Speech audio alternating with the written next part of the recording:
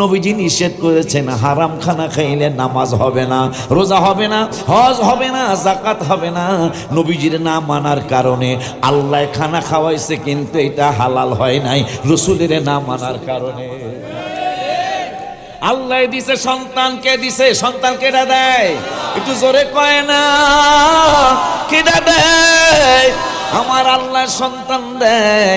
ইজাব কবুলের মাধ্যমে আমার নবী শিখাইছে এত টাকা দেন মোহর ধার্য করিয়া, এত টাকা উসুল করিয়া, এত টাকা বাকি রাখিয়া, উকিলের মাধ্যমে, এতগুলি সাক্ষীর মাধ্যমে মুহাম্মাদি শরীয়ত অনুযায়ী তোমার কাছে নিকাহ দিলাম। এইটা হলো মুহাম্মাদি শরীয়ত, এইটা হলো আমার নূরের নবী রাহমাতুল আলামিনের নিয়ম।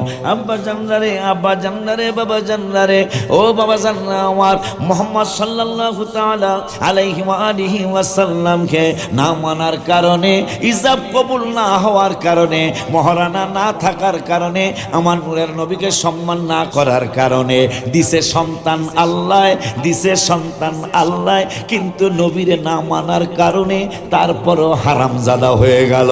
যখন ওই নবীকে মাইনা ইজাব কবুলের মাধ্যমে যখন আপনার বিবাহ হলো, বিবাহ হওয়ার পরে সন্তান আসলো, আপনার সন্তান হালাল জাদা হয়ে গেল।